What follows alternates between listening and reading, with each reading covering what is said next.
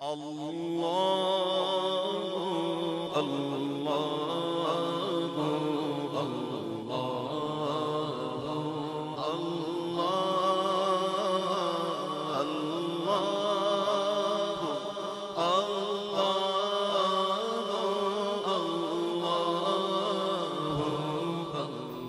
اعوذ باللہ من الشیطان الرجیم بسم اللہ الرحمن الرحیم اذا الشمس كورت واذا النجوم انکدرت واذا الجبال سیرت واذا العشار عطلت صدق اللہ العظیم۔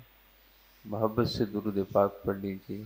اللہم صلی علی محمد وعلی آل محمد کما صلیت علی ابراہیم وعلى آل إبراهيم إنك حميد مجيد۔ اللهم بارك على محمد وعلى آل محمد كما باركت على إبراهيم وعلى آل إبراهيم إنك حميد مجيد۔ الحمدللہ سورۃ التکویر، جس کا نام سورہ کویرت بھی ہے، سورۃ التکویر کی آیات طیبات کی تفسیر الحمدللہ شروع ہو رہی ہے، اس کا آغاز ہو رہا ہے۔ اللہ رب العزت سے دعا ہے کہ اللہ رب العزت ہم سب کو تمام اسلامی عقائد، خصوص عقیدہ توحید، عقیدہ رسالت اور عقیدہ قیامت پر ہمیشہ ایمان اور یقین رکھنے کی توفیق عطا فرمائے۔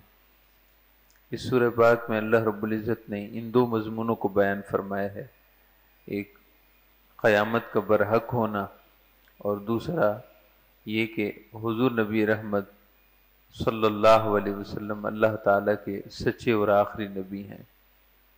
دراصل مشرکین مکہ کو جو سب سے بڑا اعتراض تھا وہ آپ صلی اللہ علیہ وسلم کے رسول ہونے پر اور آپ صلی اللہ علیہ وسلم کے نبی ہونے پر تھا، اور اسی وجہ سے وہ قرآن کا بھی انکار کرتے تھے اور آپ صلی اللہ علیہ وسلم کی تمام باتوں بالخصوص قیامت کے وقوع کا وہ سرے سے انکار کرتے تھے۔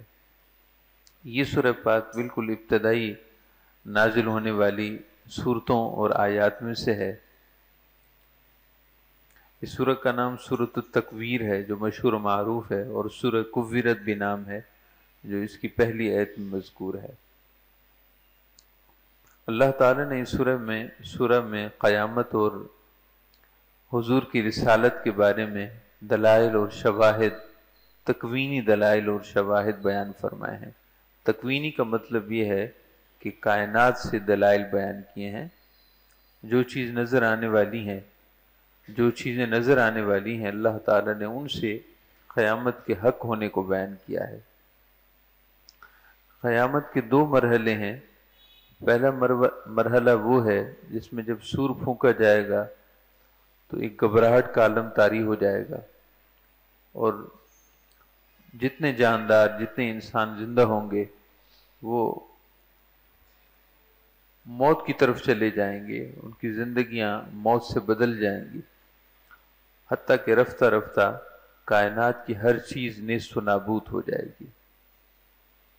اس کے بعد اللہ رب العزت جب چاہے گا سیدنا اسرافیل علیہ السلام کو دوبارہ زندہ فرمائے گا، پھر سور پھونکا جائے گا، اور ہر چیز اللہ کے امر کے مطابق ترتیب وار دوبارہ کائنات وجود پذیر ہوگی، اور قیامت اور حساب کتاب کا سلسلہ شروع ہوگا۔ تو پہلے مرحلے کو اللہ پاک نے ذکر فرمایا ہے کہ قیامت کے پہلے مرحلے میں یہ موجودہ نظام کائنات درہم برہم ہو جائے گا۔ یہ آسمان جو دن میں اپنے نیلے پن کے ساتھ خوبصورت نظر آتا ہے، اور رات کو اس پر چمکتے دمکتے ستارے خوبصورت نظر آتے ہیں، یہ آسمان اپنی جگہ چھوڑ دے گا۔ اس پر نہ سورج اور چاند رہے گا، اور نہ رات کے وقت چمکنے والی یہ ستارے، انگنت ستارے اپنی تابانی کے ساتھ باقی رہیں گے۔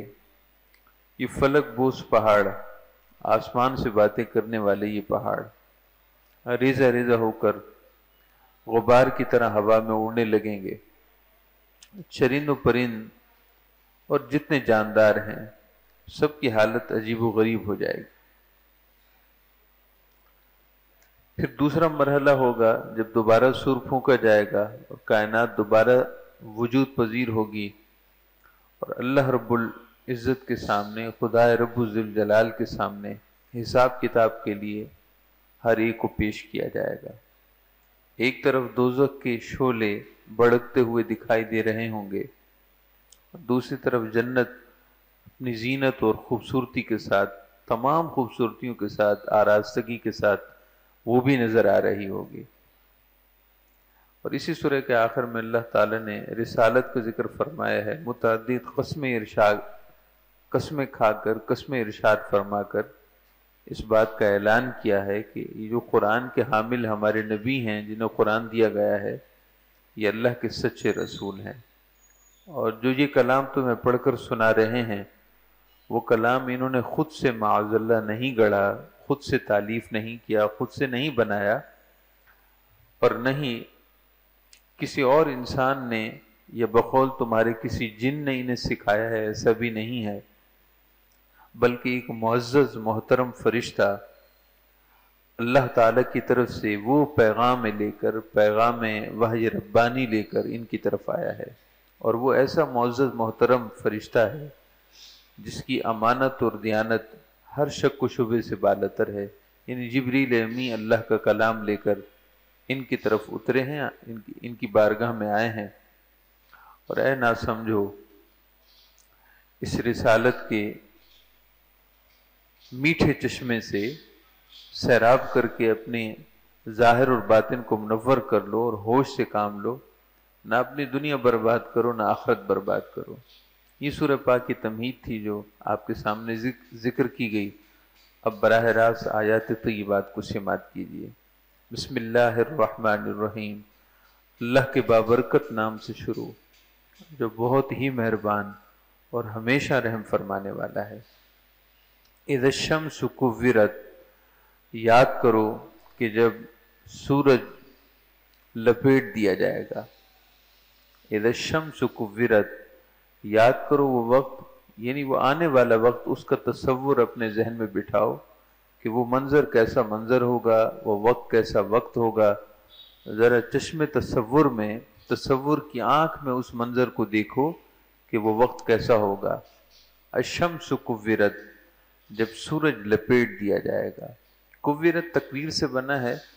تکویر کا مطلب یہ ہوتا ہے کہ ایک چیز کو لپیٹ دینا، اور یہاں مرادی معنی مراد ہے، یعنی ایسے سورج کی روشنی، ظاہر ہے کوئی سورج کی روشنی کوئی حصی چیز تو ہے نہیں کہ اس کو پلو اور رسی کی طرح لپیٹ دیا جائے۔ مطلب یہ ہے کہ جب قیامت برپا ہوگی تو یہ سورج جو نظام شمسی کا محور اور مرکز ہے، کائنات سماوی کا، آسمانی کائنات کا محور اور مرکز سورج ہے۔ آپ سب جانتے ہیں کہ اگر چاند بھی چمک رہا ہے تو سورج کی روشنی کی وجہ سے چمک رہا ہے۔ سورج کی روشنی اس پر پڑتی ہے تو چاند چمکتا ہوا نظر آتا ہے، اس کے جتنے حصے پر پڑتی ہے اس حساب سے چاند ہمیں گھٹتا اور بڑھتا ہوا محسوس ہوتا ہے، حالانکہ چاند کا وجود اور جرم تو اپنی جگہ ہے۔ لیکن چاند کی پہلی تاریخ اور چاند کی 14ویں تاریخ، یعنی اول سے لے کر اور 14ویں تاریخ تک مسلسل وہ بڑھتا ہوا اور پھر 14ویں سے پھر آخری تاریخوں میں گھٹتا ہوا دکھائی دیتا ہے۔ وہ چاند اپنی جگہ ہے، اس پر سورج کی روشنی جتنے حصے پر پڑتی ہے اتنا حصہ چمکتا ہے تو یوں گھٹتا اور بڑھتا ہوا محسوس ہوتا ہے۔ تو چاند کی روشنی بھی سورج سے ہے، ایسے ہی چمکنے والے بے شمار ستاروں کی روشنی بھی سورج سے ہے۔ سورج ہر ایک کو روشنی دے رہا ہے۔ اگر سورج ہی اپنی روشنی سمیت لپیٹ دیا جائے، سورج کی روشنی کو ختم کر دیا جائے تو پھر ہر طرف اندھیرا ہی اندھیرا چھا جائے، کبھی دن ہو ہی نہ، اندھیرے اور گھوپ اندھیرے میں یہ کائنات مدفن ہو جائے، دفن ہو جائے۔ نظام شمسی میں آفتاب یعنی سورج کی اہمیت کسی سے مخفی نہیں ہے، بلکہ حقیقت یہ ہے کہ انسانی اور دیگر چیزوں کی زندگی وہ اسی سورج کے مرہون و منت ہے۔ یعنی جو غذا ہم کھاتے ہیں، اگر سورج کی روشنی اور تابانی نہ ہو تو فصلیں نہ اگیں، فصلیں نہ پکیں، ہمیں یہ غذائی اجناس، پھل، طرح طرح کے پھل اور طرح طرح کے اناج فراہم نہ ہوں، یوں ہی ہمارا لباس، ظاہر ہے یہ بھی فصل کے نتیجے میں ہے۔ اگر سورج نہ ہو تو یہ سارا سامان زیست ختم ہو کر رہ جائے۔ یہ عمارتیں اور یہ ساری چیزیں تانے بانے ملا کر، یعنی اسباب، مسبب اور سبب کو آپ جوڑ کر پیچھے جائیں تو اللہ رب العزت نے سورج کے مرہون منت ایک سبب بنایا ہے، ایک سلسلہ بنایا ہے۔ تو اللہ تعالی نے ارشاد فرمایا کہ جب قیامت برپا ہوگی تو یاد کرو وہ وقت، یعنی چشم تصور میں وہ وقت لاؤ۔ الشمس کورت، جب یہ منبع نور، نور کا منبع، نور کا مرکز اور محور بھی بے نور ہو جائے گا۔ جو اس وقت اندھیرا پھیلے گا وہ کس قدر گہرا ہوگا، کس قدر بھیانک ہوگا کہ اس کے بعد مزید کسی صبح کی امید ہی نہیں رکھی جا سکے گی۔ رات ہوتی ہے، سورج ہماری نگاہوں سے اوجھل ہو جاتا ہے، مگر پھر ایک امید ہوتی ہے کہ صبح سورج طلوع ہوگا، دوبارہ دن کا اجالا ہوگا اور دوبارہ ہر چیز نور کے لباس میں نظر آئے گی، روشنی کے لباس میں نظر آئے گی۔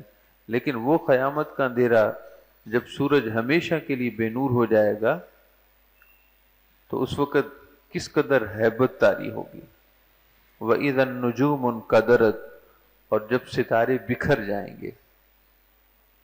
آج قانون کشش نے ہر ستارے کو اپنی اپنی جگہ رکھا ہے، باوجود اس کے کہ اس کے دائیں بائیں کوئی چیز نہیں جس پر وہ ستارہ معلق ہو، یعنی ٹھہرا ہوا ہو یا کسی چیز کے ساتھ لٹکا ہوا ہو۔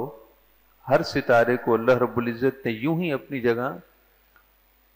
جگہ ٹھہرا رکھا ہے، جیسا کہ آسمان بغیر ستونوں کے اپنی جگہ قائم ہے، ایسے ہی ہر ستارہ اپنی اپنی جگہ اللہ کے حکم سے کھڑا ہے، نہ دائیں ہوتا ہے نہ بائیں۔ اور باقی رہے سیارے تو وہ اپنے اپنے مدار میں چکر لگا رہے ہیں، ہر سیارہ اپنے اپنے مدار میں چکر لگا رہا ہے، اور ایک بال برابر بھی اس کی رفتار میں نہ کمی آتی ہے نہ زیادتی آتی ہے، اور جو مدار، جو راستہ اللہ نے اس کو دیا ہے اس سے دائیں بائیں نہیں ہوتا، بس عین اس مدار میں اور دائرے میں چکر کاٹ رہا ہے۔ یہ قانون کشش ہے۔ پھر زمین کی ہر چیز زمین پر قائم ہے، پہاڑ زمین پر ہیں، یہ زمین کی کشش ثقل کی وجہ سے ہے۔ زمین میں اگر کشش ثقل نہ رہے تو ہر چیز یہاں سے جدا ہو جائے اور یہ بڑے بڑے پہاڑ بھی اپنی جگہ چھوڑ دیں۔ جب قیامت قائم ہوگی تو یہ سارے قوانین توڑ کر رکھ دیے جائیں گے، اللہ تعالیٰ ان قوانین کو معطل فرما دے گا، نہ قانون کشش کام کرے گا اور نہ کشش ثقل کام کرے گی۔ سورج کے بعد اللہ تعالیٰ نے ستاروں کی حالت بیان کی ہے کہ وَإِذَا النُّجُومُ انْقَدَرَتْ، ذرا غور تو کرو کہ رات کے وقت آسمان پر ستارے کس طرح چمکتے دمکتے جھلملاتے دکھائی دیتے ہیں۔ جب قیامت قائم ہوگی تو یہ ستارے اپنی اپنی جگہ چھوڑ کر زمین پر گریں گے، ایک ستارہ دوسرے ستارے پر گرے گا اور ایک عجیب طوفان برپا ہوگا، عجیب صورتحال پیدا ہو جائے گی۔ وَإِذَا النُّجُومُ انْقَدَرَتْ، جب ستارے بکھر جائیں گے، جب ستارے ٹوٹ جائیں گے۔ قانون کشش جو ہر ستارے کو اپنے مقام پر رکھے ہوئے ہے اور ہر سیارے کو اپنے مدار میں اس نے جوڑ کر رکھا ہے، یہ قانون منسوخ اور معطل کر دیے جائیں گے۔ وَإِذَا الْجِبَالُ سُيِّرَتْ، اور جب پہاڑوں کو اکھیڑ دیا جائے گا۔ یہ پہاڑ جو زمین پر کیل کی طرح ہیں اور زمین کو تھر تھرانے اور کپ کپانے سے انہوں نے محفوظ رکھا ہوا ہے، یہ پہاڑ اس زمین سے نکل جائیں گے اللہ کے امر سے، اللہ کے حکم سے۔ اور پہاڑ اس طرح ہوا میں اڑنے لگیں گے، فضا میں، کائنات میں اس طرح اڑنے لگیں گے جیسے کہ روئی کی گالیں، جیسے کہ دھن کی ہوئی روئی کے ریشے، اور روئی کے ریشے جس طرح فضا میں اڑائے جائیں اور وہ ہوا کے معمولی جھونکے کے ساتھ کہیں سے کہیں چلے جاتے ہیں، یہ بڑے بڑے پہاڑ اس دن، قیامت کے دن، اس طرح دھن کی ہوئی روئی کی طرح ادھر ادھر اڑیں گے۔ جب اتنے بڑے بڑے پہاڑ کی حالت یہ ہوگی تو انسان کی حالت کیا ہوگی۔ سورۃ الزلزال میں اللہ پاک نے اس منظر کو بھی بیان کیا ہے۔ وَإِذَا الْجِبَالُ سُيِّرَتْ، اور جب پہاڑوں کو کھیڑ دیا جائے گا۔ وَإِذَا الْعِشَارُ عُطِّلَتْ، اور جب حاملہ اونٹنیاں وہ اپنی مرضی سے ادھر ادھر پھریں گی۔ جب اونٹنیاں، حاملہ اونٹنیوں کو اس لیے ذکر کیا کہ اہل عرب کے ہاں یہ قیمتی مال ہے، یعنی جو مویشی جانور لوگ پالتے ہیں وہ اچھی طرح سمجھتے ہیں کہ وہ مویشی جانور، وہ فیمیل، وہ مادہ مویشی جانور جو حاملہ ہوں اور ان کا حمل قریب الوضع ہو، یعنی ان قریب ان کے ہاں ولادت ہونی ہو، تو وہ قیمتی مال شمار کیا جاتا ہے، اس کی بڑی حفاظت ہوتی ہے۔ بکریوں کے ہاں بکری کے بچے پیدا ہونے والے ہوں تو ان کا مالک ان کو بڑی حفاظت سے رکھتا ہے، کیونکہ اس سے روزگار ہے، ذریعہ معاش ہے۔ ایسے ہی جو لوگ بھینسیں پالتے ہیں، آپ ان سے جا کر پوچھئے کہ بھینسیں جب گابن ہوں اور ان کا وضع قریب ہو، یعنی کہ ان قریب بچہ جننے والی ہوں، ان کی بڑی حفاظت کا اہتمام ہوتا ہے۔ ایسے ہی اہل عرب کے ہاں اونٹ بڑی کثرت سے پالے جاتے تھے، اور جب اونٹنی 10 ماہ کی گابن ہو جاتی تو وہ ان کے ہاں بہت زیادہ احتیاط برتتے تھے، اس کو بڑی حفاظت سے رکھتے تھے، وہ بڑا قیمتی مال شمار ہوتا تھا۔ اللہ رب العزت نے اس منظر کا ذکر کیا ہے کہ قیامت کے دن بے بسی اور نفسا نفسی اور اضطراب کا عالم ایسا ہوگا کہ انسان اپنے قیمتی سے قیمتی تر مال سے بالکل بے توجہ ہو کر رہ جائے گا۔ اسے اپنے قیمتی اثاثے کی فکر نہیں ہوگی، سونا چاندی دینار اور یہ کوٹھیاں اور یہ بڑی بڑی جائیدادیں اس کے دماغ سے نکل جائیں گی۔ عجیب سراسمگی کا عالم ہوگا، خوف اور ہراس کا عالم ہوگا کہ یہ سب کیا ہو رہا ہے، یہ سب کیا ہو رہا ہے، یہ کیوں سورج بے نور ہو گیا ہے، چاند کیوں بے نور ہو گیا ہے، ستارے ٹوٹنے کیوں لگے ہیں، یہ ہر چیز پر لرزہ کیوں طاری ہے۔ قیمتی سے قیمتی تر مال جس کو انسان اپنی جان سے زیادہ قیمتی سمجھتا ہوگا، وہ اس دن اس سے بالکل مستغنی ہو جائے گا، لاپرواہ ہو جائے گا، اسے اپنی فکر اور اضطراب ہوگا۔ ارشاد باری تعالی ہے وَإِذَا الْعِشَارُ عُطِّلَتْ، جب 10 ماہ کی گابن اونٹنیاں جو اہل عرب کے ہاں قیمتی مال ہے وہ چھٹی پھریں گی، یعنی ان کو پکڑنے والا یا ان کی حفاظت کرنے والا یا ان کو اپنی حفاظت میں یا ان کی فکر کرنے والا ان کا مالک نہیں ہوگا، مالک کو اپنی فکر ہوگی۔ جب 10 ماہ کی گابن اونٹنیاں چھٹی پھریں گی، وَإِذَا الْوُحُوشُ حُشِرَتْ، اور جب جنگل کے وحشی جانور آبادیوں میں آ کر لوگوں کے ساتھ مل جائیں گے۔ انشاءاللہ اس کی تفسیر کل عرض کی جائے گی اگلے درس میں۔ اللہ رب العزت سے دعا ہے اللہ تعالی ہم سب کو قیامت کا تصور ہمیشہ چشم تصور میں بٹھا کر اعمال صالحہ کی طرف سبقت کرنے کی توفیق عطا فرمائے۔ صلی اللہ علی النبی الامی وآلہ واصحابہ صلی اللہ علیہ وسلم، صلاۃ و سلام علیک یا رسول اللہ۔ سورۃ التکویر کی بابرکت آیات زیر تفسیر ہیں۔ اللہ رب العزت نے ان آیات طیبات میں قیامت کی حقیقت کو کھول کر بیان کیا ہے۔ ارشاد باری تعالی ہے اذا الشمس کورت، یاد کرو کہ جب سورج کو لپیٹ دیا جائے گا، یعنی سورج کی روشنی کو لپیٹ دیا جائے گا، سورج بے نور ہو کر رہ جائے گا اور یہ روشنی کا عظیم مرکز اور محور بالکل تاریک ہو جائے گا۔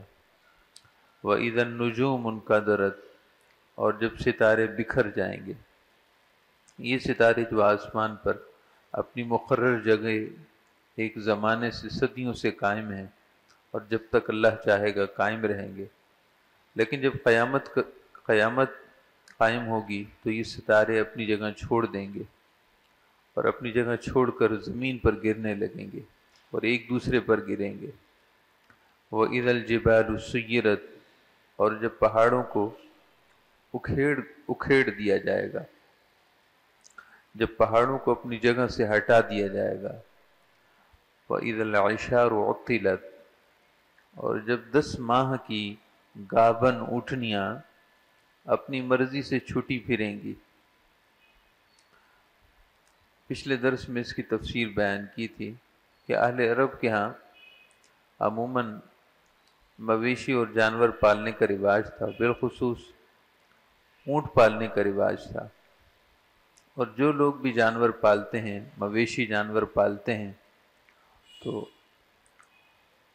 جب مویشی جانور فیمیل مادہ وہ گابن ہو جائے، حاملہ ہو جائے، باردار ہو جائے، تو اس کی حفاظت زیادہ کی جاتی ہے، اس کی زیادہ حفاظت کی جاتی ہے۔ مثلا بھینس ہے، اگر وہ گابن ہو جائے تو اپنے مالک کے ہاں زیادہ قیمتی ہو جاتی ہے، چونکہ اس کے ہاں بچے کے پیدا ہونے پر دودھ بھی حاصل ہوگا اور تجارتی امور میں بھی مزید فائدہ ہوگا، نسل بڑھے گی، تجارت اور کاروبار بڑھے گا۔ ہمارے گاؤں دیہات میں جس کسی کی بھینس کسی ناگہانی آفت کی وجہ سے مر جائے تو لوگ اس کا افسوس کرنے کے لیے جاتے ہیں کہ ایک حادثہ ہوا ہے، مالی نقصان ہوا ہے۔ تو جیسے ہم ایک دوسرے سے مالی نقصان پر اظہار تعزیت کرتے ہیں، تو گاؤں دیہات میں مویشی جانوروں کے ہلاک ہونے پر، بالخصوص جب کہ وہ حاملہ ہوں، اس پر مزید اظہار افسوس کیا جاتا ہے کہ ایک قیمتی مال کا نقصان ہوا ہے۔ تو اہل عرب کے ہاں وہ اونٹنی جس کے حمل کو 10 ماہ گزر جاتے اور وہ قریب ہوتی کہ بچہ جنے گی، بچہ جننے کے قریب ہوتی، تو اس کی بڑی حفاظت کی جاتی تھی۔ بہت سے لوگ رات بھر سوتے نہیں تھے ان کی حفاظت کے لیے کہ کہیں ایسا ہو کہ بچے کی پیدا ہونے کا وقت ہو اور ہم موجود نہ ہوں، کہیں وہ مر نہ جائے، اس لیے ساری رات لوگ جاگتے بھی ہیں۔ اللہ رب العزت نے ارشاد فرمائے کہ جب قیامت کا ہوش ربا منظر ہوگا تو قیمتی سے قیمتی تر مال انسان کو اس کی کوئی پرواہ نہیں ہوگی، اسے تو اپنی پڑی ہوگی، اسے اپنی پڑی ہوگی، نہ اسے جمع کیے ہوئے مال کی فکر ہوگی، نہ جمع کیے ہوئے سونے اور چاندی کی فکر ہوگی، نہ لگائے گئے سرمایے کی فکر ہوگی، نہ اپنے مال مویشی کی فکر ہوگی، حتیٰ کہ مویشی کی جن کی حفاظت کی جاتی ہے اور حفاظت کے لیے رات بھر جاگتے رہتے ہیں، ایسی اونٹنیوں کی بھی کوئی فکر نہیں ہوگی، وہ اپنی مرضی سے چھٹی پھریں گی، اس کے مالک کو تو اپنا ہوش نہیں ہوگا۔ وَإِذَا الْعِشَارُ عُطِّلَتْ، اور قیامت جب قائم ہوگی تو 10 ماہ کی گابن اونٹنیاں چھٹی پھریں گی، یعنی اس کا مالک اپنی اس اونٹنی سے جو اس کے ہاں بڑی بیش قیمت تھی، اسے کوئی فکر نہیں ہوگی۔ وَإِذَا الْوُحُوشُ حُشِرَتْ، اور جب وحشی جانور یکجا کر دیے جائیں گے، ایک جگہ جمع ہو جائیں گے۔ اللہ رب العزت نے فطرتاً جنگل کے جانوروں میں جن کو ہم وحشی جانور کہتے ہیں، جو پالتو نہیں ہوتے، غیر پالتو جانور ہیں، جنگل کے وحشی جانوروں میں لوگوں کے ساتھ رہنے سے دوری پیدا کی ہے۔ ان کی طبع میں اللہ تعالیٰ نے انسانوں کے ساتھ میل جول سے دوری رکھی ہے، وہ انسانوں میں رہنا پسند نہیں کرتے، بلکہ انسان کو دیکھ کر بدکتے ہیں، بھاگتے ہیں، انہیں جنگل میں اپنی مرضی سے رہنا پسند ہے۔ یعنی ہر ایک چیز کی اللہ پاک نے فطرت رکھی ہے، لیکن قیامت کے دن اس قدر ہولناکی، تاریکی اور ہیبت ہوگی کہ جنگل کے وہ وحشی جانور جو انسان سے مانوس نہیں ہوتے بلکہ انسان سے دوری پر انہیں دور رہنا پسند کرتے ہیں، وہ بھی خوف اور ہراس کی وجہ سے جنگل کو چھوڑ کر آبادیوں کو رخ کریں گے اور انسانوں سے آ ملیں گے۔ جنگل اور بیابان کو چھوڑ کر ہیبت کی وجہ سے وہ لوگوں میں آ جائیں گے اور لوگوں میں گھل مل جائیں گے خوف کی وجہ سے۔ وَإِذَا الْوُحُوشُ حُشِرَتْ، اور جب وحشی جانور یکجا کر دیے جائیں گے، اکٹھے ہو جائیں گے، وہ ایک دوسرے سے خوف محسوس کرتے ہیں، لیکن قیامت کے دن کوئی وحشی جانور جو دوسرے وحشی جانور پر گرفت رکھتا ہے، اس دن وہ ایک دوسرے سے کوئی خوف محسوس نہیں کریں گے، اس لیے کہ ہر ایک کو اس ہیبت کی وجہ سے اپنی جان کی فکر ہوگی، اپنی فکر اس قدر دماغ پہ چھائی ہوگی کہ وہ دوسرے کو نقصان پہنچانے کا سوچے گا بھی نہیں۔ وَإِذَا الْوُحُوشُ حُشِرَتْ، اور جب وحشی جانور اکٹھے کر دیے جائیں گے۔ وَإِذَا الْبِحَارُ سُجِّرَتْ، اور جب قیامت کے دن سمندر بھڑکا دیے جائیں گے۔ اب سمندر میں پانی اور دریا اور سمندر میں آگ نہیں لگتی، لیکن جب قیامت قائم ہوگی تو اس میں آگ بھڑک اٹھے گی۔ دریا اور سمندر کی موجیں آپس میں اتنا تموج پیدا ہوگا کہ وہ قانون فطرت کہ آگ، پانی سے تو آگ بجھانے کا کام لیا جاتا ہے، لیکن اس دن اسی پانی میں آگ لگ جائے گی۔ وَإِذَا الْبِحَارُ سُجِّرَتْ، جب سمندر بھڑکا دیے جائیں گے، یعنی ان میں آگ بھڑکا دی جائے گی۔ وَإِذَا النُّفُوسُ زُوِّجَتْ، اور جب جانیں جسموں سے جوڑی جائیں گی، یعنی صدیاں ہوئی تھیں، روح جسم سے نکلی تھی اور جسم کتنے عوارضات سے گزرا، گل سڑ گیا۔ عام انسان کی بات ہے کہ اس کی ہڈیاں ریزہ ریزہ ہو گئیں، خاک میں مل گئیں، یا اگر اس انسان کا کسی بحری اور دریائی حادثے میں انتقال ہوا تھا تو نہ جانے اس کا جسم کتنے جانوروں کی خوراک بن کر بالکل بے حیثیت ہو گیا ہوگا، کوئی نام و نشان نہیں ہوگا، یا خدا نہ خواستہ کسی ہوائی فضائی حادثے میں اس کا جسم تتر بتر ہو گیا، کوئی اس کی ایک بوٹی بھی نہ مل سکی اور زمانہ گزر گیا، تو ایک طرف روح اپنے جسم سے جڑنے کے لیے بےتاب ہوگی، دوسری طرف جسم کے اجزاء وہ کہیں بھی کسی بھی شکل میں ہیں مگر اللہ کے علم ہے، وہ اپنی جگہ جڑ کر اور اس روح کے اپنے اندر آنے کے بےتاب ہوں گے۔ تو یہ قیامت کے دن ہوگا کہ جب جانیں جسموں سے جڑیں گی، اللہ کے حکم سے جسمانی وہ اعضاء جو جہاں بھی ہوں گے وہ اعضاء آپس میں جڑیں گے اور روح اس میں دوبارہ، اس جسم میں دوبارہ جان اور روح پڑ جائے گی۔ یہ قیامت کے دن ہوگا۔ وَإِذَا النُّفُوسُ زُوِّجَتْ، اور جب جانیں اور روحیں جسموں سے جوڑ دی جائیں گی۔ وَإِذَا الْمَوْءُودَةُ سُئِلَتْ، اور جب زندہ درگور کی ہوئی بچی سے پوچھا جائے گا کہ بِأَيِّ ذَنبٍ قُتِلَتْ، کہ وہ کس گناہ کے باعث قتل کی گئی تھی۔ یہ عرب کے زمانہ جاہلیت کا رواج تھا، اور اس سے پہلے بھی مختلف جاہل قوموں میں ایک زمانہ یہ رواج رہا ہے۔ تاریخ انسانیت میں ظلم کی بڑی بڑی داستانیں رقم ہیں، ظلم کے بڑے بڑے رسم و رواج چلتے آئے اور آج بھی ہیں مختلف صورتوں میں۔ تو ایک ظلم اور بربریت کا ایک رواج یہ تھا کہ لوگ اپنی بچیوں کو پیدا ہوتے ہی زندہ زمین میں دفن کر دیا کرتے تھے۔ اس کو ہم فارسی زبان میں کہتے ہیں کہ زندہ درگور کر دینا، یعنی کسی کو زندہ حالت میں زمین میں دفن کر دینا۔ تو عرب کے بعض جاہل قبائل میں، ہر ایک قبیلے کا رواج نہیں تھا، زمانہ جاہلیت میں عرب کے تمام قبیلے ایسے نہ تھے، بعض ایسے قبیلے تھے جو اپنی بچیوں کو پیدا ہوتے ہی زمین میں زندہ دفن کر دیتے تھے۔ اس کی کئی وجوہات ہیں، وہ کل ہم ذکر کریں گے۔ صعصع بن ناحیہ المجاشعی، اس کا یہ معمول تھا۔ علامہ آلوسی نے امام طبرانی اس کے حوالے سے ذکر کیا ہے کہ اس نے ایک دن بارگاہ رسالت میں انہوں نے عرض کی، صعصع بن ناحیہ نے، یا رسول اللہ، میں نے زمانہ جاہلیت میں بھی نیک کام کیے ہیں۔ حضور صلی اللہ علیہ وسلم نے ارشاد فرمایا کہ کون سے نیک کام کیے ہیں؟ اس نے عرض کی کہ میں اب تو ایمان لے آیا ہوں اور ایمان کے بعد عمل صالح کرتا ہوں، مگر میں نے زمانہ جاہلیت میں جبکہ اسلام نہیں تھا اس وقت بھی میں نے نیک کام کیے تھے، کیا ان کا اجر ملے گا؟ تو آپ صلی اللہ علیہ وسلم نے ارشاد فرمایا کہ کون سے نیک کام کیے؟ تو اس نے عرض کی کہ میں ان جاہل لوگوں کے پاس کہ جن کے ہاں بچیوں کی ولادت ہوتی اور وہ اپنی بچی کو زندہ زمین میں دفن کر کے پلٹنے لگتے تو میں فوراً جا کر زمین کھود کر اس بچی کو زندہ بچا لیتا۔ میں نے یہ نیک کام کیا ہے۔ اور انہوں نے یہ بھی عرض کی کہ میں نے 360 بچیوں کو اس طرح بچایا ہے، 360 بچیوں کو میں نے زندہ درگور ہونے سے بچایا ہے۔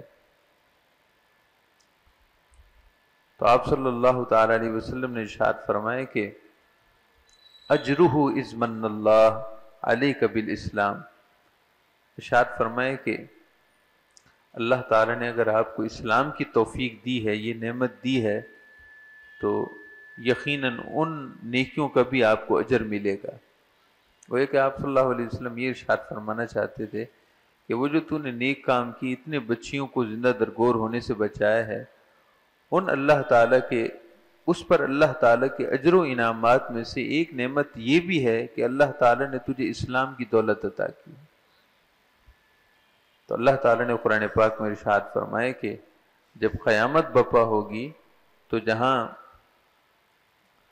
دیگر انسان جو طبی موت انتقال کرے یا کسی حادثے میں انہوں نے انتقال کیا اور ان کے جسموں میں جان پڑے گی، وہاں وہ معصوم بچی کہ جس کا کوئی گناہ نہیں تھا، جس کی ذات میں کوئی گناہ نہیں تھا، اس کو بلا وجہ زندہ زمین میں دفن کر دیا گیا اور وہ انتقال کر گئی۔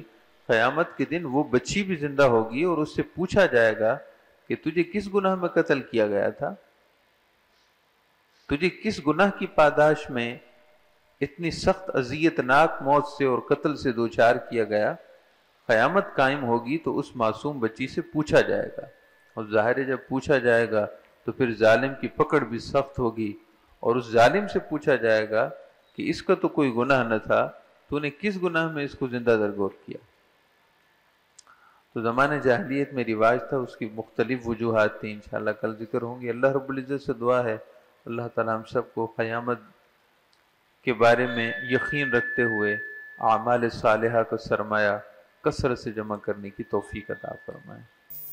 سورۃ التکویر کی بابرکت آیات میں اللہ رب العزت نے وقوع قیامت کے واقع ہونے کے وقت جو حالات اور معاملات زمینی کائنات میں اور آسمانی کائنات میں جو نظام کا درہم برہم ہونا اور ہر چیز کا تہو بالا ہو جانا، اس کا ذکر فرمایا ہے۔ یعنی وہ چیزیں جو ایک زمانے سے اور صدیوں سے قائم و دائم ہیں اور قیامت تک قائم رہیں گی، جب قیامت کا دن قائم ہوگا تو وہ چیزیں جو اپنی جگہ پر قائم و دائم تھیں وہ اپنی جگہ ٹھہر نہیں سکیں گی۔ ارشاد باری تعالی ہے وَإِذَا الصُّحُفُ نُشِرَتْ، جب اعمال نامے کھولے جائیں گے۔ قیامت کا دن جب کہ نامہ اعمال، صحف صحیفہ کی جمع ہے، فرشتے ہمارے دائیں بائیں کندھوں پر موجود ہیں۔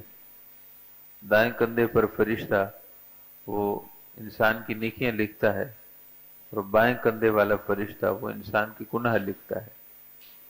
اللہ تعالی نے قرآن پاک میں ارشاد فرمائے کہ رقیب عتید، کہ انسان پر ایسے فرشتے مقرر ہیں جو سخت نگاہ بان ہیں اور بہت چوکنے ہیں، ہوشیار ہیں۔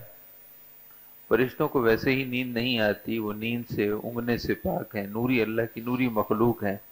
اللہ تعالیٰ نے ان کے جو کام سپرد کیا ہے وہ اپنے کام کو اللہ تعالیٰ کی اطاعت اور عبادت کے ساتھ بہت توجہ سے کرتے ہیں۔ تو فرشتہ نامہ عمل لکھ رہے ہیں۔ قیامت کے دن جب انسان کو اللہ کی بارگاہ میں حاضر کیا جائے گا تو اس کا نام عمل اس کے ہاتھ میں دیا جائے گا، جس کو کتاب زندگی بھی کہتے ہیں، زندگی کی کتاب، جس کو فارسی زبان میں نوشتہ بھی کہتے ہیں۔ تو انسان کا نوشتہ، انسان کا نامہ عمل، انسان کی کتاب زندگی، جو کچھ اس نے کیا فرشتوں نے سب کچھ اس کا لکھا ہوگا، وہ رجسٹر وہ اس کے ہاتھ میں دے دیا جائے گا۔ حساب کتاب سے پہلے یہ کتاب زندگی ہر ایک کو اس کے ہاتھ میں تھما دی جائے گی، اور قرآن پاک ہی کی آیات میں ہے کہ جس کی نیکیاں زیادہ ہوں گی، نیک عمل کرنے والا ہوگا، تو اس کا نام عمل اس کو سیدھے ہاتھ میں دیا جائے گا، اور جو گناہ گار ہوگا، اس کے گناہ زیادہ ہوں گے یا فاسق کافر ہوگا، تو اس کا نام عمل اس کو بائیں ہاتھ میں دیا جائے گا، الٹے ہاتھ میں۔ تو نام عمل کا ملنا خود نتیجہ واضح کر دے گا کہ آگے نتائج کیا ہوں گے۔ سیدھے ہاتھ میں نام عمل کا ملنا یہ اس بات کی خوشخبری ہوگی کہ آخر ٹھکانہ جنت ہے، اور نام عمل خدا نہ خواستہ اگر الٹے ہاتھ میں ملے تو اس بات کا نتیجہ ہوگا کہ نتیجہ آخر دوزخ ہے۔ تو اللہ تعالیٰ نے ارشاد فرمایا کہ قیامت کے دن کو یاد کرو کہ آج نام عمل لکھے جا رہے ہیں لیکن تمہیں دکھائی نہیں دیتے، نظر نہیں آتے، چونکہ عالم غیب کی چیز ہے، اور عالم غیب کی چیز کو عالم دنیا میں نہیں دیکھا جا سکتا۔ قیامت قائم ہوگی تو تمہارا یہ سب کچھ لکھا ہوا یہ تمہارے ہاتھ میں دے دیا جائے گا۔ کتنا ہولناک ہوگا وہ دن جبکہ کتاب زندگی انسان کو ہاتھ میں دی جائے گی، اور اس وقت وہ کتنا گھبراہٹ میں مبتلا ہوگا کہ نہ جانے میرا نام عمل مجھے سیدھے ہاتھ میں ملتا ہے یا الٹے ہاتھ میں۔ وَإِذَا الصُّحُفُ نُشِرَتْ، اور جب اعمال نامے کھولے جائیں گے۔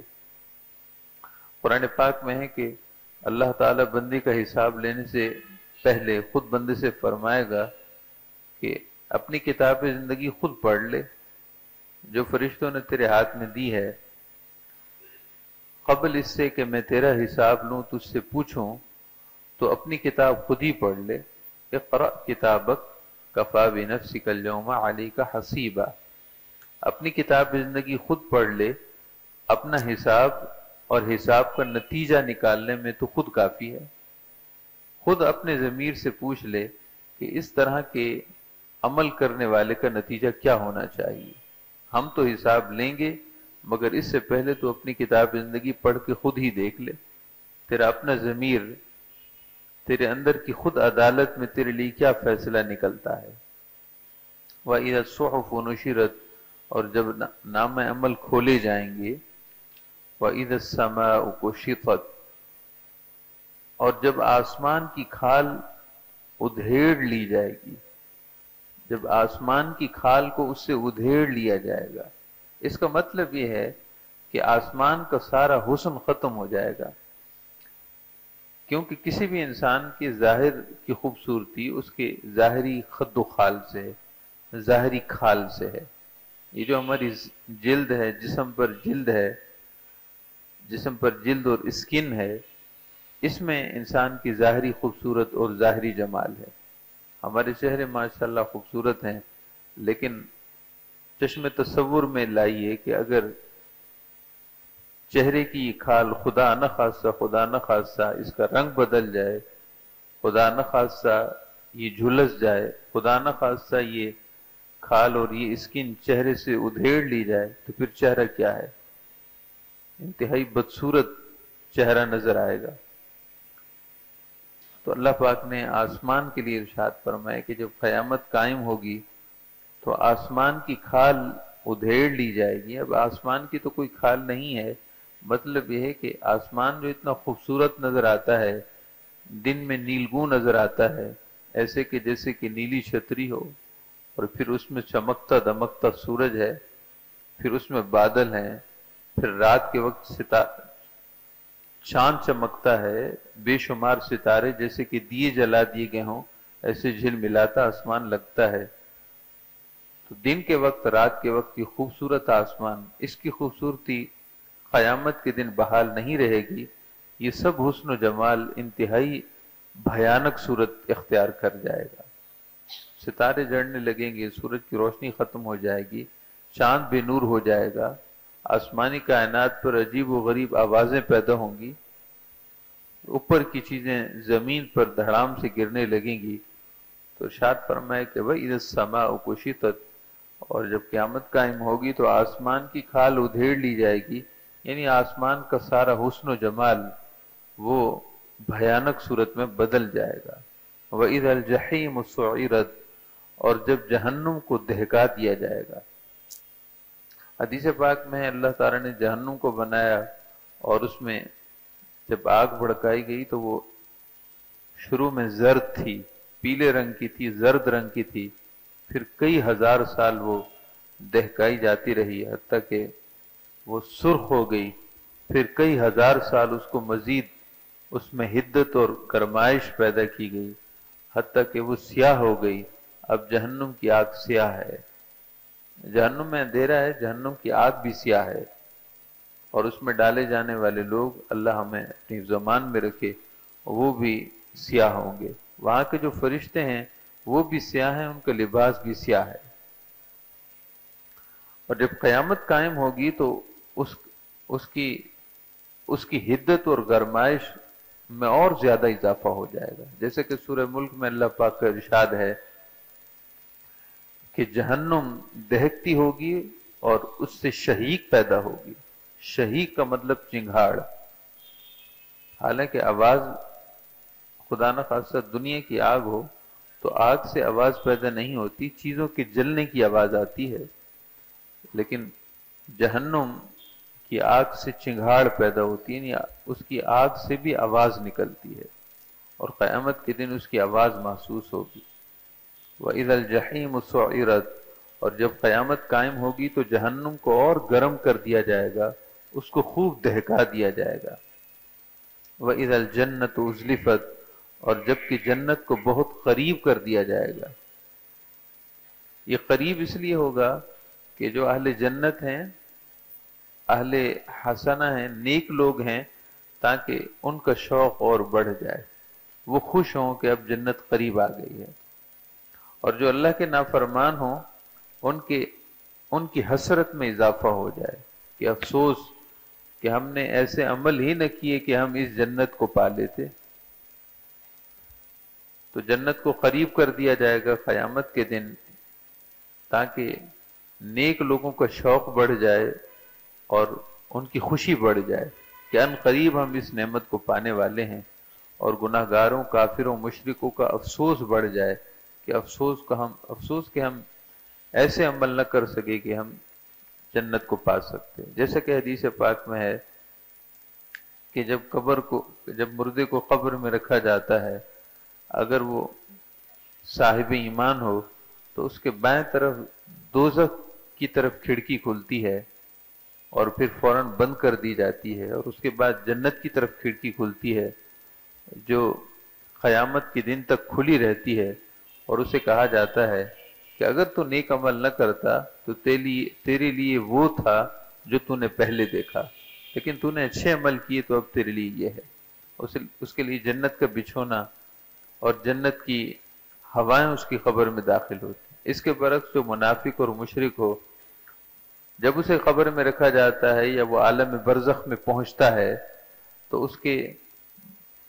اس کے سیدھی طرف پہلے جنت کی کھڑکی کھلتی ہے اور فوراً بند کر دی جاتی ہے، اور پھر الٹے ہاتھ پر دوزخ کی کھڑکی کھلتی ہے اور کھلی رہتی ہے، اور اس کے لیے حکم ہوتا ہے کہ اس کے لیے آگ کا فرش بچھا دو، اس کی قبر کو آگ سے بھر دو، اور اسے کہا جاتا ہے کہ اگر تو نیک عمل کرتا تو تیرے لیے وہ تھا جو تو نے پہلے دیکھا۔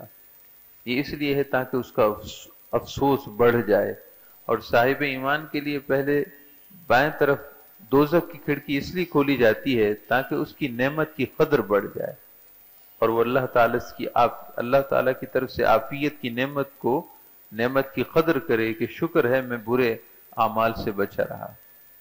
وَإِذَا الْجَنَّةُ أُزْلِفَتْ، اور قیامت کے دن جب جنت کو قریب کر دیا جائے گا، عَلِمَتْ نَفْسٌ مَّا أَحْضَرَتْ، تو اس دن ہر شخص جان لے گا کہ وہ کیا لے کر آیا ہے۔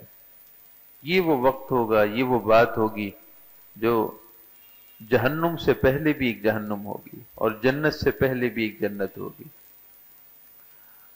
قیامت کے دن ہر شخص کو پتہ چل جائے گا کہ میں نے زندگی بھر کیا اثاثہ جمع کیا ہے، میں نے دوزخ کا اثاثہ جمع کیا ہے یا جنت کا، اس دن بالکل واضح ہو جائے گا، اور یہ معلوم ہونا جنتیوں کے لیے جنت میں داخل ہونے سے پہلے ان کے لیے خوشی پیدا کر دے گا، اور وہ خوش ہو جائے گا۔ حدیث پاک میں، قرآن پاک کی آیات میں ہے کہ نامہ عمل جب سیدھے ہاتھ میں ملے گا تو وہ اتنا خوش ہوگا کہ اپنے گھر والوں کو بتائے گا کہ دیکھو مجھے نامہ عمل سیدھے ہاتھ میں ملا ہے، حالانکہ ابھی جنت میں داخل نہیں ہوا، لیکن اس سے پہلے وہ خوش ہو جائے گا۔ علمت نفس ما احضرت، اس دن ہر شخص جان لے گا کہ وہ کیا لے کر آیا ہے۔ اگر اچھا لے کر آیا ہے تو اس کی خوشی بڑھ جائے گی، خوشی میں اضافہ ہو جائے گا۔ خدا نخواستہ اگر برا کر کے آیا ہے اور برا اثاثہ لے کر آیا ہے تو اس کے عذاب میں اضافہ ہوگا، افسوس میں اضافہ ہوگا۔ اللہ تعالیٰ سے دعا ہے اللہ تعالیٰ ہم سب کو قیامت پر یقین رکھتے ہوئے زیادہ سے زیادہ اللہ کی رضا والے اعمال کرنے کی توفیق عطا فرمائے۔ اللہ رب العزت نے سورۃ التکویر میں دو مضمونوں کو ارشاد فرمایا ہے۔ اس کا پہلا حصہ قیامت کے برحق ہونے اور قیامت کے یقینی واقع ہونے کا بیان ہے کہ یقیناً قیامت برپا ہوگی، اور جب برپا ہوگی، قیامت قائم ہوگی تو یہ صورتحال ہوگی، آسمان اس طرح ہو جائے گا اور زمین کی یہ حالت ہوگی، اور مردہ جسموں میں دوبارہ جانیں پڑ جائیں گی، اور نامہ عمل اور صحیفے وہ کھلی کتاب کی طرح ہر ایک کے سامنے ہوں گے۔ علمت نفس ما احضرت، اور ہر شخص جان لے گا کہ وہ کیا لے کر آیا ہے۔ اس کے بعد سورۃ تکویر کا دوسرا حصہ ہے جس میں اللہ رب العزت نے اپنے پیارے حبیب صلی اللہ علیہ وسلم کا رسول حق ہونا بیان کیا ہے کہ آپ اللہ تعالیٰ کے سچے رسول ہیں، سچے نبی ہیں، اور ان پر جو کتاب نازل ہوئی ہے قرآن مجید وہ یقیناً اللہ کا سچا کلام ہے، جو اللہ تعالیٰ کے ایک امانت دار، اللہ کے ایک قاصد، اللہ کے ایک فرشتے نے اللہ کے نبی تک پہنچایا ہے۔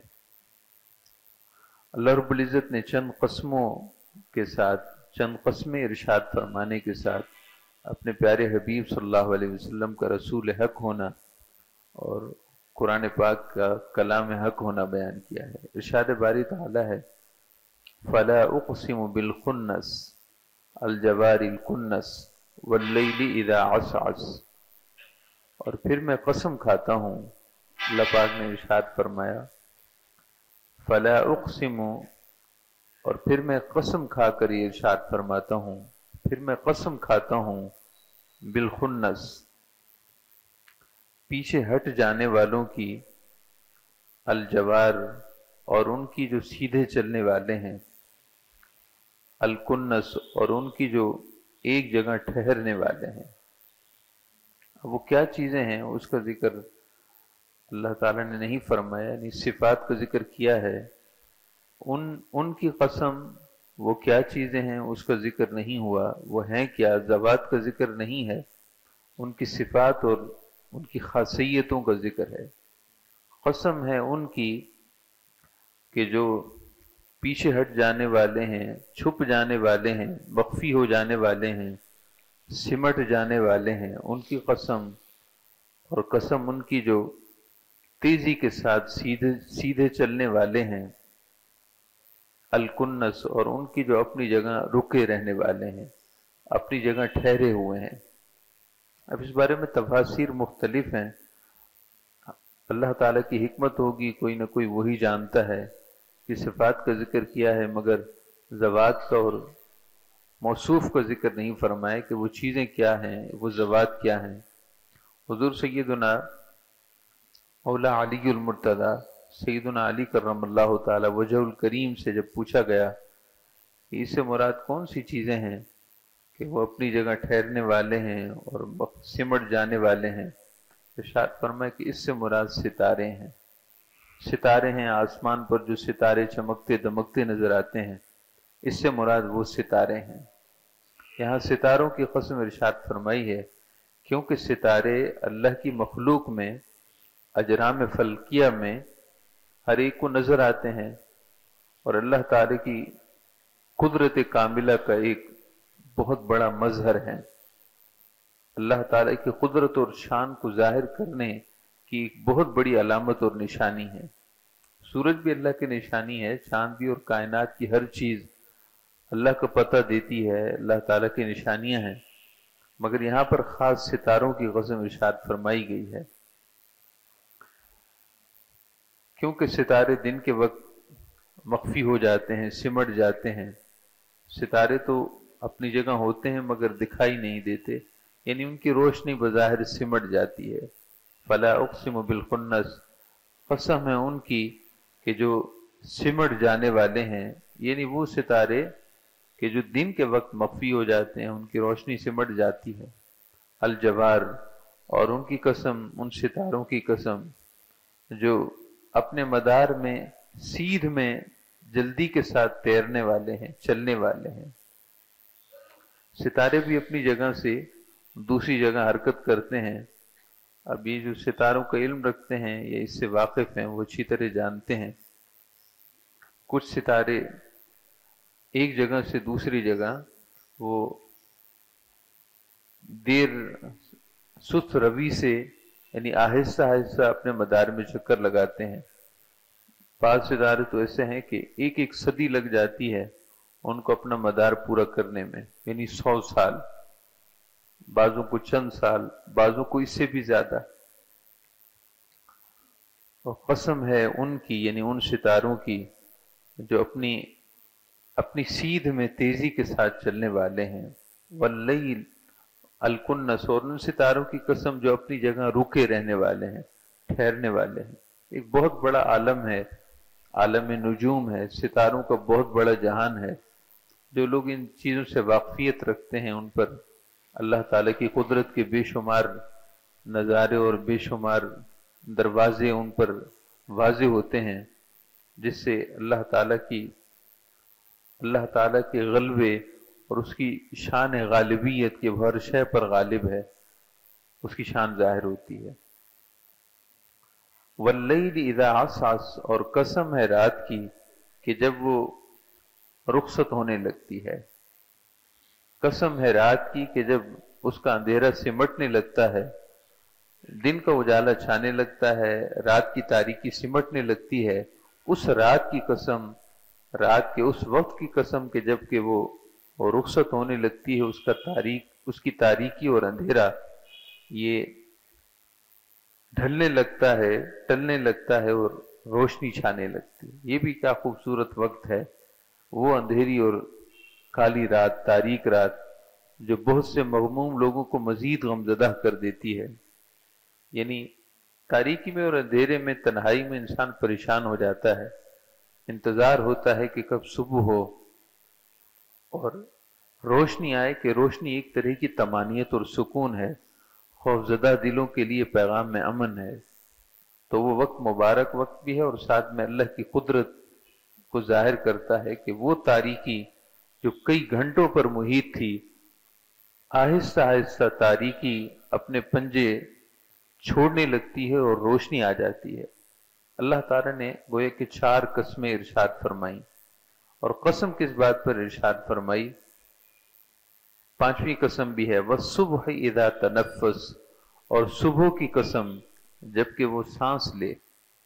صبح کی قسم جب وہ سانس لے، یعنی صبح کی قسم جب وہ نمودار ہو، کیونکہ سانس لینے سے بھی انسان میں ایک حیات پیدا ہوتی ہے، سکون پیدا ہوتا ہے، تو صبح کو سانس لینے کا مطلب صبح ظاہر ہو۔ 5 قسمیں اب ارشاد ہو گئیں، دوبارہ قسموں کو آپ سماعت کیجئے۔ اللہ تعالیٰ کا ارشاد ہے، فلا اقسم، میں قسم ارشاد فرماتا ہوں ان کی جو پیچھے ہٹ جانے والے ہیں، مخفی ہو جانے والے ہیں، یعنی ان ستاروں کی قسم جو سمٹ جانے والے ہیں، اور ان کی قسم جو الجوار ہیں، تیزی کے ساتھ اپنی سیدھ میں چلنے والے ہیں، اور ان کی قسم جو الکنس ہیں، اپنی جگہ ٹھہرے رہنے والے ہیں۔ واللیل اذا عسعس، اور رات کی قسم جب کہ وہ رخصت ہونے لگے۔ والصبح اذا تنفس، اور صبح کی قسم جب کہ وہ سانس لے۔ انہ لقول رسول کریم، یقیناً یہ کلام جو اللہ کا کلام تم سن رہے ہو، یہ رسول کریم کا کلام ہے۔ लक़ौलु रसूल करीम, ये अल्लाह ताला के एक बरगुज़ीदा कासिद का सुनाया हुआ कलाम है। रसूल से मुराद यहाँ जिब्रील अमी है अलैहिस्सलातु वस्सलाम। इन्नहु लक़ौलु रसूल करीम, यकीनन ये मुअज़्ज़ज़ कलाम अल्लाह ताला के मुअज़्ज़ज़ कासिद, अल्लाह ताला के मुअज़्ज़ज़ कासिद और मुअज़्ज़ज़ पैगाम ले जाने वाले का कलाम है। सय्यदुना जिब्रील अमी अलैहिस्सलातु वस्सलाम तमाम फरिश्तों के सरदार हैं, आप सय्यदुल मलाइका हैं। ज़ाहिर है आप रसूल करीम हैं। रसूल का अरबी ज़बान में मतलब होता है कासिद, पैगाम पहुंचाने वाला। अल्लाह ताला के नबियों और रसूलों को भी रसूल इसलिए कहते हैं कि वो अल्लाह का पैगाम अल्लाह के बंदों तक पहुंचाते हैं। और जिब्रील अमी को भी रसूल कहा गया क्योंकि वो अल्लाह ताला की वहय अल्लाह ताला के नबियों और रसूलों तक ले आते रहे। लिहाजा अल्लाह और अल्लाह के नबियों के दरमियान बाज़ दफ़ा पैगाम लाने की वजह से वो रसूल हुए, कासिद हुए। इरशाद बारी ताला है कि इन्नहु लक़ौलु रसूल करीम, यकीनन ये यानी ये कुरान एक मुअज़्ज़ज़ कासिद का लाया हुआ कलाम है। ज़ी क़ुव्वतिन, जो बड़ी क़ुव्वत वाला है। वो फरिश्ते जिब्रील अमी वो बड़ी क़ुव्वत वाले हैं। ऐसा नहीं कि अल्लाह का कलाम लेकर आ रहे हों और उनसे उस कलाम में कोई गड़बड़ हो जाए, अल्लाह के नबी तक वो अल्लाह का कलाम और वही लेकर आ रहे हों, उनसे कोई गड़बड़ हो जाए, कोई उनसे कोई कलाम छीन ले, ऐसा नहीं है। वो ज़ी क़ुव्वत हैं, अल्लाह ताला ने उन्हें क़ुव्वत और ताकत अता की है। इंद ज़िल अर्श मकीन, और वो मालिक अर्श, अर्श के मालिक के यहाँ बड़े इज्जत वाले हैं। अर्श का मालिक अल्लाह ताला है। ज़िल अर्श, अर्श का मालिक अल्लाह के यहाँ जो साहिब अर्श है, अर्श का मालिक हैं, उनके यहाँ उनकी बड़ी इज्जत वाली जगह है। जिब्रील अमी अल्लाह के यहाँ साहिब अर्श, रब अर्श के यहाँ वो मकीन हैं, यानी इज्जत की जगह पर रहते हैं। उनको एक बड़ा रुतबा और बड़ी इज्जत वाली जगह मिली है। मुताइन, वो सब फरिश्तों के सरदार हैं, उनकी इताअत की जाती है। मुता इसमें मफूल का सीगा है, जिनकी फर्मा बरदारी की जाए। क्योंकि वो तमाम फरिश्तों के हेड हैं, सरदार हैं, लिहाजा सारे फरिश्ते अपने इस सरदार सय्यदुल मलाइका जिब्रील अमी की फर्मा बरदारी करते हैं और वो उनके सरदार और मुता हैं। सुम्मा अमीन, और वो वहां के अमीन भी हैं, अमानतदार भी हैं। अल्लाह ताला ने इतनी सारी शान बयान फरमाई हैं हजरत जिब्रील अमी अलैहिस्सलातु वस्सलाम के, उनका नाम नहीं लिया मगर उनकी सिफात के साथ उनकी शान बयान की हैं। ये अंदाज़े बयां किसी की तारीफ में एक तरह से हुस्न पैदा करता है कि नाम न लिया जाए मगर बड़ी बड़ी खूबियां और बड़ी बड़ी सिफतें जिक्र कर दी जाएं, ताकि सुनने वाला मुतवज्जे हो जाए कि ऐसी शान वाला है कौन। फरमाया कि ये कलाम कुरान मजीद ये आम कलाम नहीं है, ये अल्लाह ताला के बरगुज़ीदा कासिद का लाया हुआ कलाम है। वो कासिद और वो शान वाले अल्लाह के कासिद और अल्लाह के मुकर्रम फरिश्ते जो कुव्वत वाले हैं और रब्बुल अर्श के यहाँ उनकी बड़ी इज्जत की जगह है। मुताइन, सारे फरिश्तों के सरदार हैं। सुम्मा अमीन, और आसमान फरिश्तों में, फरिश्तों के आलम में अमानतदार भी हैं। अल्लाह ताला से दुआ है अल्लाह ताला हम सबको कुरान शरीफ की कदर करने, इसको पढ़ने, इसको समझने और इसको हमेशा अपनी ज़िंदगी में इसके फरामीन को दाखिल करने की तौफीक अता फरमाए। सूरत तकवीर की बाबरकत आयत, सूरत के आखिरी आयत के हिस्से में अल्लाह रब्बुल इज़्ज़त ने अपने प्यारे हबीब सल्लल्लाहु अलैहि वसल्लम पर नाजिल होने वाले कलाम यानी कुरान शरीफ का हक होना बयान फरमाया है। और ये कि ये जिन पर नाजिल हो रहा है वो भी रसूल हक हैं। अल्लाह की तरफ से अल्लाह के रसूल सल्लल्लाहु अलैहि वसल्लम की खिदमत में ये कलाम लाने वाला कासिद वो भी एक अमानतदार कासिद है, اور وہ عام نہیں، فرشتوں کے سردار ہیں۔ اللہ رب العزت کا ارشاد ہے، 5 قسمیں ارشاد فرمانے کے بعد اللہ رب العزت نے قرآن شریف کا حق ہونا اور اپنے پیارے نبی صلی اللہ علیہ وسلم کا رسول حق ہونا بیان فرمایا ہے۔ فلا اقسم بالخنس، میں قسم ارشاد فرماتا ہوں ان کی جو چھپ جانے والے ہیں، یعنی ان تاروں کی جو چھپ جانے والے ہیں، الجوار، اور میں قسم ارشاد فرماتا ہوں ان تاروں کی جو اپنی سیدھ میں تیز رفتاری کے ساتھ چلنے والے ہیں، الکنس، اور میں ان کی قسم یعنی ان ستاروں کی قسم ارشاد فرماتا ہوں جو اپنی جگہ رکے رہنے والے ہیں، واللیل اذا عسعس، اور میں رات کی قسم ارشاد فرماتا ہوں جب کہ وہ رخصت ہونے لگے، جب کہ رات کا اندھیرا چھٹنے لگے، جب رات ختم ہونے لگے، والصبح اذا تنفس، اور میں صبح کی قسم ارشاد فرماتا ہوں جب کہ وہ سانس لے، یعنی جب صبح طلوع ہونے لگے۔ یا اللہ آپ کس بات پر قسم ارشاد فرماتے ہیں؟ ارشاد فرمائے کہ میں قسم فرماتا ہوں اس بات پر کہ انہ لقول رسول کریم، یقیناً یہ قرآن ایک معزز، ایک عزت والے معزز قاصد کا لایا ہوا کلام ہے۔ یقیناً یہ قرآن اللہ تعالیٰ کے ایک معزز قاصد جو اللہ کی طرف سے اللہ کے نبیوں کی طرف پیغام پہنچانے کا شرف حاصل کرتے رہے، یعنی جبریل امی، سیدنا جبریل امی علیہ السلام۔ یقیناً یہ قرآن ایک معزز قاصد کا لایا ہوا کلام ہے، ذی قوت عند ذی العرش مکین، جو قوت والا ہے اور عرش کے مالک کے ہاں ان کی بڑی عزت ہے، عرش کے مالک کے ہاں ان کی عزت کی جگہ ہے، مطاع ثم امین، جو سب فرشتوں کا سردار ہے، ثم امین، اور امین بھی ہے، امانت دار بھی ہے۔ جب اللہ رب العزت نے شان والے قاصد کی شان بیان فرمائی تو پھر اپنے پیارے حبیب کی شان بیان فرمائی، کیونکہ اصل تو بیان آپ صلی اللہ علیہ وسلم کے حق ہونے کا تھا۔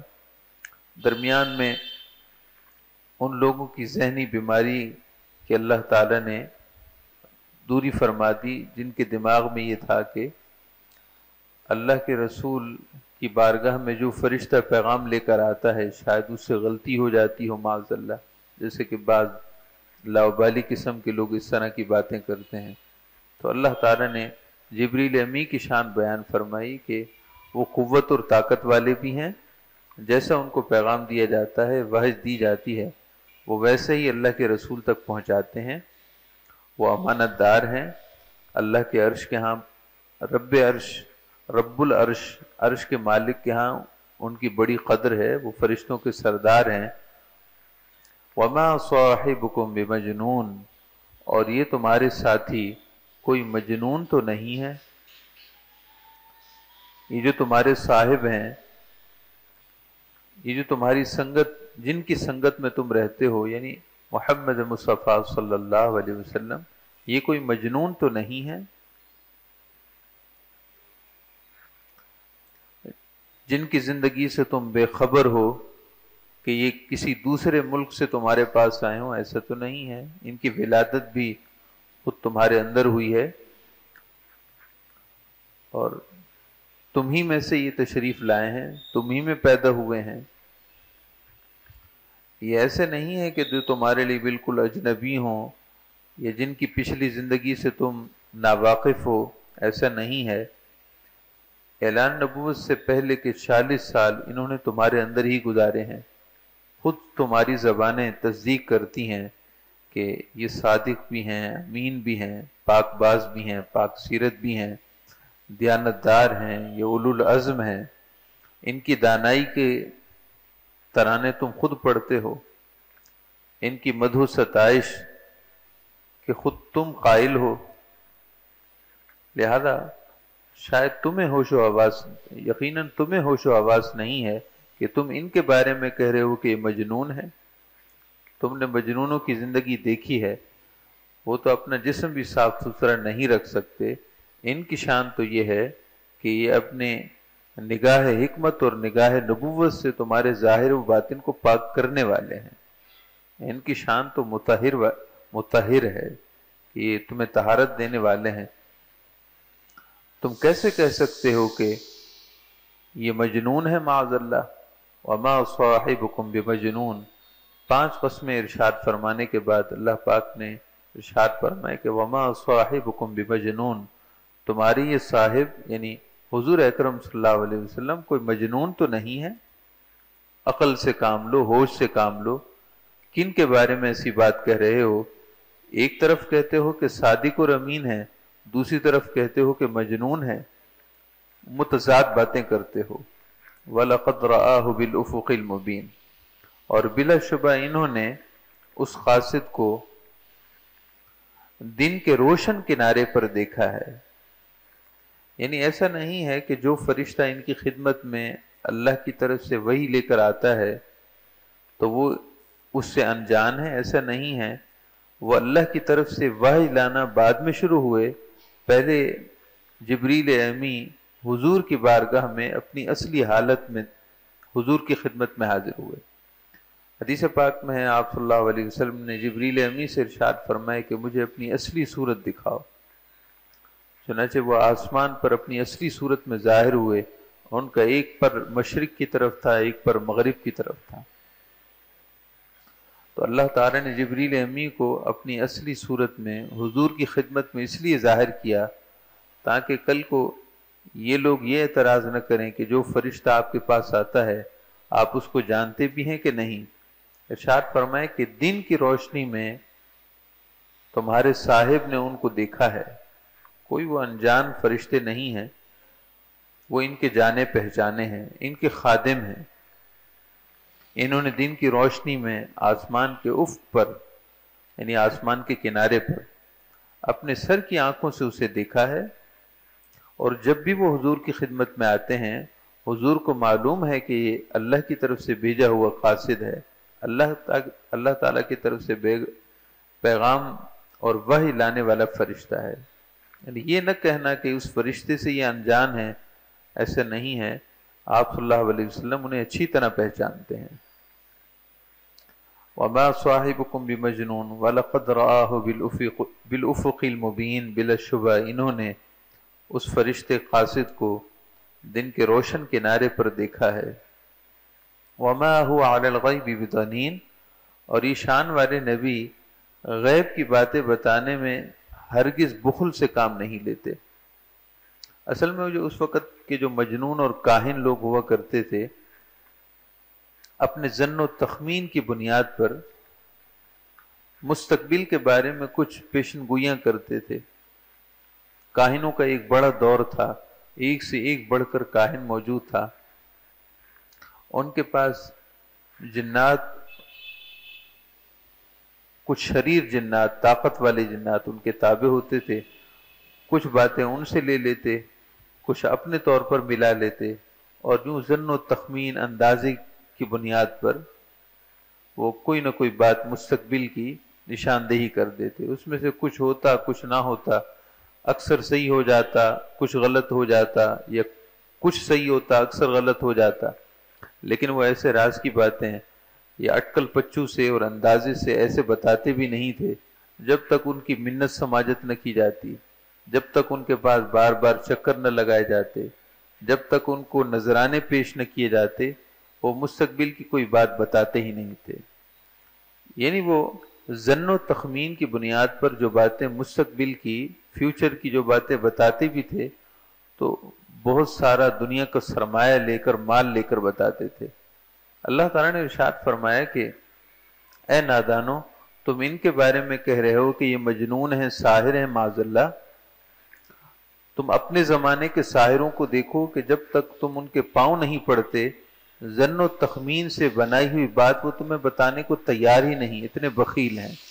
اور ان کی شان یہ ہے کہ جب بھی تم ان کی خدمت میں حاضر ہوگے یہ تمہیں غیب کی باتیں اور علوم غیبیہ کے خزانے تمہارے سامنے کھول کر رکھ دیں گے۔ کبھی تمہیں جنت کی بات بتائیں گے، کبھی دوزخ کی بات بتائیں گے، کبھی فرشتوں کی بات بتائیں گے۔ عالم مغیبات ان کے سامنے ظاہر ہے، غیب بتانے میں یہ بخیل نہیں ہے، تم انہیں مجنون کیسے کہہ سکتے ہو؟ ان کی شان، انہیں کاہن کہنا معاذ اللہ یا مجنون کہنا سراسر زیادتی ہے۔ ان کی شان یہ ہے کہ علوم غیبیہ کے خزانے انہوں نے خزانوں کے دریا تمہارے سامنے بہا دیے ہیں، اور وہ معارف الہیہ اللہ تعالیٰ کی طرف سے عطا کیے جانے والے معارف جن سے ان کا سینہ منور اور معمور ہے، وہ تجلیات ربانی جو ان کے قلب منیر پر ہر لمحہ نازل ہو رہی ہے، یہ تو تمہیں فوراً بتا دیتے ہیں، یہ تو تمہاری ہدایت چاہتے ہیں، تمہارا بھلا چاہتے ہیں کہ تم ایمان لے آؤ۔ یہ غیب بتانے میں بالکل بخیل نہیں ہے۔ ان کے علوم و معارف کا سمندر اپنے تموج اور موجوں پر ہوتا ہے، جو بھی تشنہ لب پیاسا ان کی خدمت میں حاضر ہو جائے تو فوراً سے غیب کے خزانوں سے اسے سیرابی عطا کر دیتے ہیں۔ اس واضح فرق ہونے کے باوجود تم ہوش میں ہو کہ انہیں تم ساحر کہہ رہے ہو، ہوش میں ہو کہ تم انہیں کاہن کہہ رہے ہو۔ یعنی اس وقت کے کاہنوں کی عجیب و غریب حالت ہوتی تھی، ان کا جسم صاف نہیں ہوتا تھا، کپڑے صاف نہیں ہوتے تھے، شریر جنات، ناپاک جنات ان کے پاس آتے جاتے تھے، لہذا ناپاکی میں رہنا ان کا وتیرہ تھا۔ اللہ تعالیٰ نے ارشاد فرمایا کہ تم ہمارے پیارے حبیب کے بارے میں کیسے کہہ رہے ہو کہ یہ ساحر ہے، مجنون ہے؟ یعنی ان کے ذہن مانتے تھے، وہ جان بوجھ کر بہتان تراشی کر رہے تھے۔ تو اللہ تعالیٰ نے اپنے پیارے حبیب صلی اللہ علیہ وسلم کی شان اقدس کو بیان کیا، ان کی اس بہتان تراشی کے تقابل میں کہ یہ ساحر ہیں یا کاہن ہیں۔ وما هو علی الغیب بضنین، یہ شان والے نبی تو غیب بتانے میں ذرا بخل سے کام نہیں لیتے، بلکہ ہر بات تمہیں کھول کھول کر بیان کر دی۔ تمہیں یہ بھی ارشاد فرما دیا کہ قیامت کے دن مرحلے ترتیب وار کیسے ہوں گے، تمہیں تو یہ بھی بتا دیا کہ جو میرے دست رحمت سے جام کوثر پینا چاہے، اسے چاہیے کہ میری بارگاہ میں کثرت سے درود پڑھا کرے۔ وما ہوا بقول شیطان الرجیم، خبردار یہ قرآن کسی شیطان مردود کا قول نہیں ہے۔ ہوش کرو، ہوش کے ناخن لو، کہاں تمہاری گندی زبان ایسی گندی بات کر رہی ہے۔ وما ہوا بقول شیطان الرجیم، یہ قرآن کسی شیطان رجیم کا کلام نہیں ہے۔ فَأَيْنَ تَذْهَبُونَ، تم کدھر چلے جا رہے ہو؟